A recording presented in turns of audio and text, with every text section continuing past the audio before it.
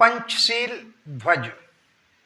पंचशील ध्वज क्या है और पंचशील ध्वज को और क्या कहते हैं, तो आज हम इसके बारे में आपको बताएंगे कि पंचशील ध्वज को हम क्या कहते हैं और वह कब बना और किसने इसका निर्माण किया और पहली बार पंचशील ध्वज या जिसे धम्म ध्वज कहते हैं वो कहाँ पर फहराया गया और तथागत बुद्ध के शरीर के किन किन अंगों के आधार पर ये पंचशील ध्वज या धम्म ध्वज बनाया गया। तो आप हमारे साथ बने रहिए, हम आपको बताएंगे धम्म ध्वज के बारे में कि धम्म ध्वज है क्या और इसका निर्माण कब हुआ।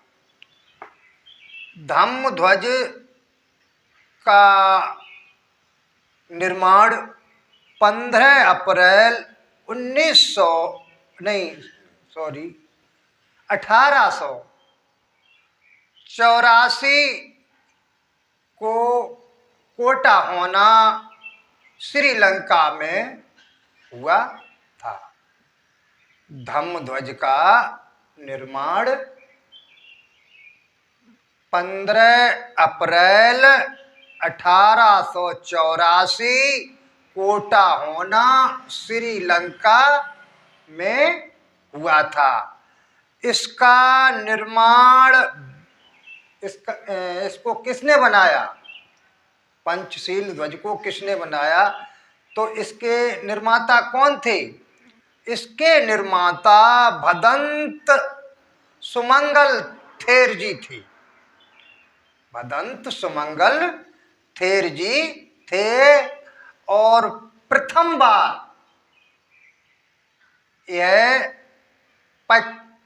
28/5/1885 को बुद्ध पूर्णिमा के शुभ अवसर पर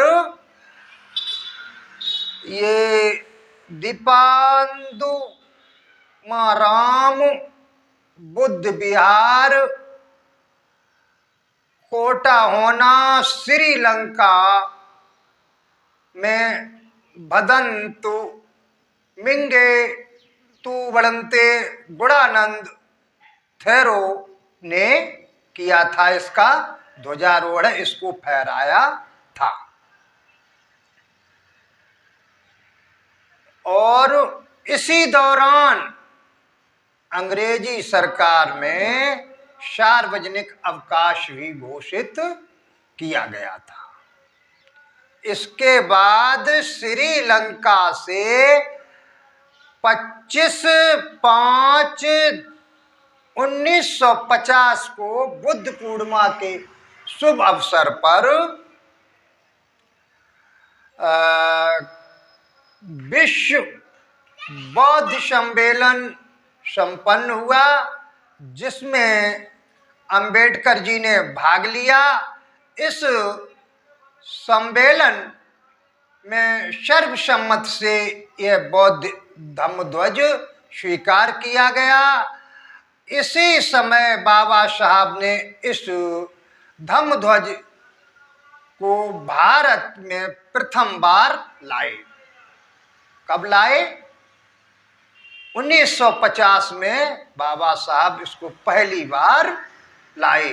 तभी से ये भारत में बुद्ध विहारों पर फहराया जाता है।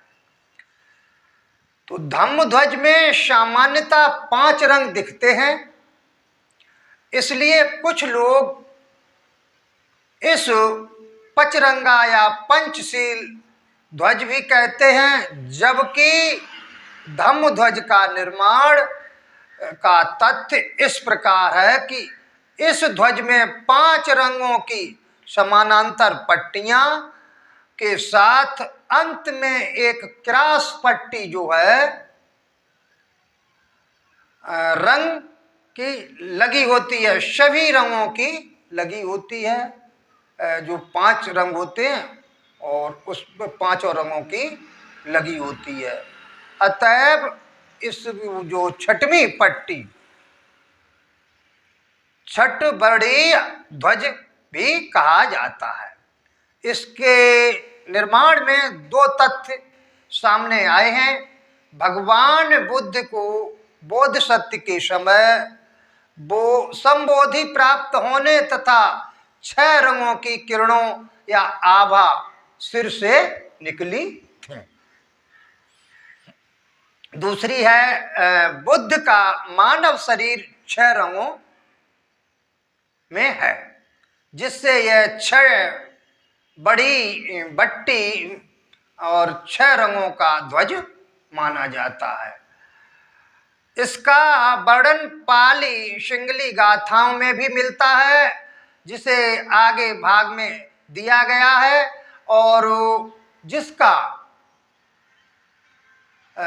बौद्ध परंपरा धम्म ध्वज फहराते हैं, तो उस समय इन गाथाओं का संज्ञान किया जाता है, जिसका आशय इस प्रकार है। तो क्या है आशय? कि वज्र के समान देह धारण करने वाले भगवान तथागत बुद्ध के शरीर के बालों और नीली आंखों से प्रभावित नीला रंग जो समस्त सागर, धरती और आकाश में व्याप्त है, ये पहली क्या है आशय। और दूसरा आशय, भगवान तथागत बुद्ध के शरीर की पीली त्वचा और आंखों के पीले रंग से प्रभावित पीला रंग जो समस्त सागर, धरती और आकाश में व्याप्त है। तीसरा आशय है, भगवान तथागत बुद्ध के शरीर के मांस एवं आंखों के में रक्तहीन और रक्त से प्रभावित लाल रंग जो समस्त सागर, आकाश और धरती में व्याप्त है। और चौथा, तथागत बुद्ध भगवान के शरीर के दांत और हड्डियां में और आंखों में जो सफेद भाग है और सफेद भाग से जो प्रभावित सफेद रंग है जो समस्त सागर, आकाश और धरती में व्याप्त है। पांचवा आशय है कि भगवान तथागत बुद्ध के शरीर में के विभिन्न अवयवों से प्रभावित कांस्य या कत्थई रंग से प्रभावित समस्त सागर, धरती में, आकाश में जो व्याप्त है वो कांस्य रंग है। और छठवां, भगवान तथागत बुद्ध के सभी अंगों से उक्त वर्णों से 5 रंगों का जो मिलन होता है उससे प्रभावित प्रखर तेजो रूप जो समस्त सागर और धरती, आकाश में व्याप्त है। इस प्रकार से भगवान बुद्ध का वज्र शरीर और रंगों से परिपूर्ण उच्च गगन के विचरण करने वाले और सदैव प्रेरणा देने वाले तथागत भगवान बुद्ध के धम्म और संग को हम काया, वाणी और मन से स्मरण और वंदन करते हैं। भवतु शुभ मंगलम।